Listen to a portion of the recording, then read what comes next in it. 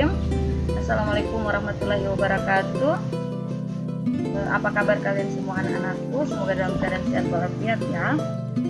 Untuk kesempatan hari ini kita sudah berada di materi baru ya. Kemarin kita sudah selesai dengan ulangan harian, dan di hari ini kita akan memulai dengan materi baru.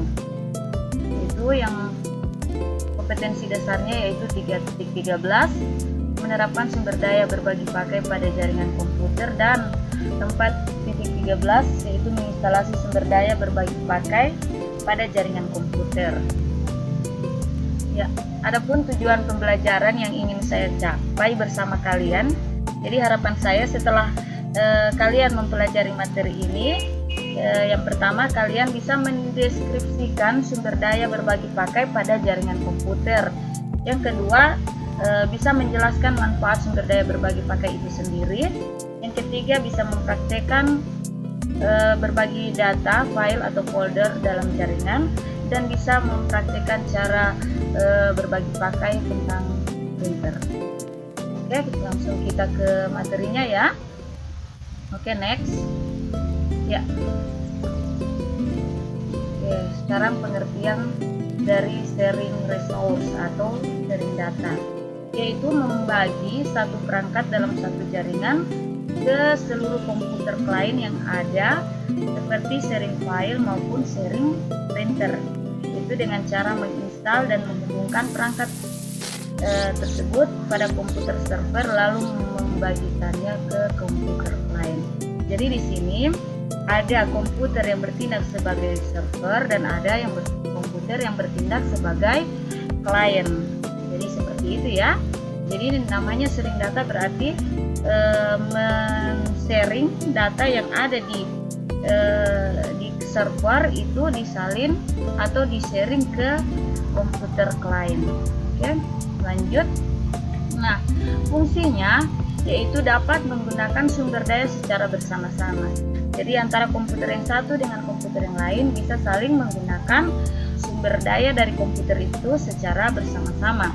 Misalkan seorang pengguna yang berada di ratusan atau ribuan kilometer jauhnya dari suatu data tidak mendapat kesulitan dalam menggunakan data, karena seolah-olah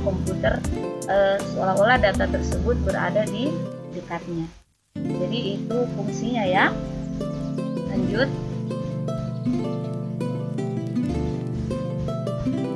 Tujuan. Nah, tujuan dari sumber daya berbagi pakai ini yaitu agar seluruh program, peralatan, khususnya data dapat digunakan oleh setiap orang yang ada pada jaringan tanpa terpengaruhi oleh lokasi. Jadi meskipun jarak komputer yang satu dengan komputer yang lain itu berjauhan, kita bisa saling melakukan sharing resource. Jadi seperti itu ya anak-anakku sekalian. Oke, sekarang kelebihan.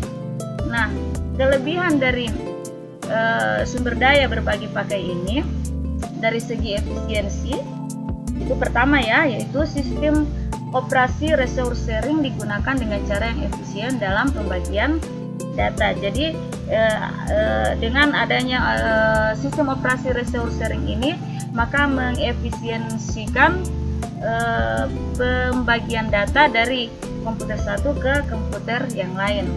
Oke, kemudian yang kedua yaitu kemudahan. Nah, sistem operasi yang dipakai dapat memberikan kenyamanan untuk pengguna. Jadi itu dilihat dari sistem kemudahannya ya. Yang ketiga yaitu kemampuan berevolusi. Jadi sistem operasi dalam resource memungkinkan pengembangan yang efektif, pengujian dan penerapan fungsi-fungsi sistem yang baru tanpa mengganggu layanan yang telah ada. Jadi bisa dikembangkan sistem operasi resource data ini tanpa mengganggu layanan yang sudah ada di komputer kita. Oke, kita lanjut ya.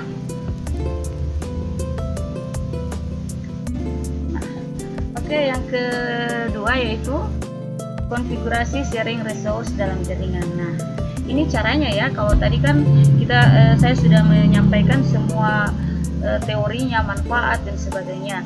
Nah, sekarang kita akan melihat atau saya akan menampilkan cara melakukan sharing resource data itu sendiri di dalam jaringan.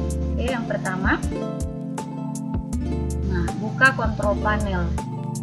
Ya, jadi seperti ini gambarnya ya di komputer. Ini control panelnya. Setelah ada control panel, kemudian kita pilih network and internet. Ini ya, network and internet. Lanjut yang ketiga, klik network and sharing center. Nah, kita klik ini, network and sharing center ini ya. Yang keempat, klik change advanced sharing setting. Ini yang berwarna biru. Ini yang kita klik. Oke, lanjut.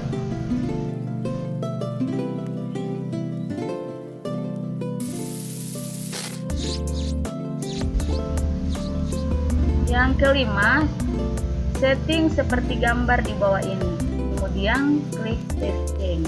Jadi di setting seperti ini ya. Ini posisinya turn on, ini turn on, ini use 128 bit, dan ini di setting turn on. Setelah settingannya seperti ini, kemudian kita klik save change. Oke, next.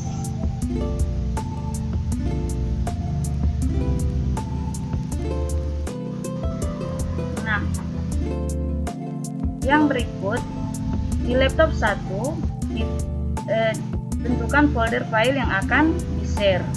Jadi kita tentukan misalkan satu file akan kita share, kemudian kita klik share with, kemudian klik specific people.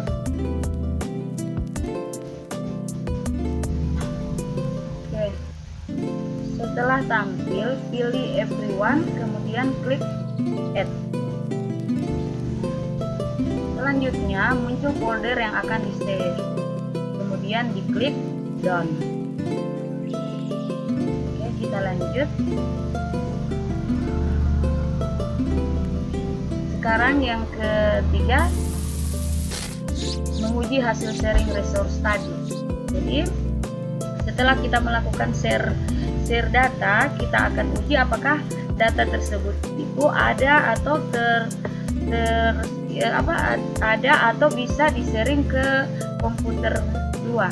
Jadi seperti itu ya. Kan men-sharing data itu kan dari komputer 1 ke komputer 2.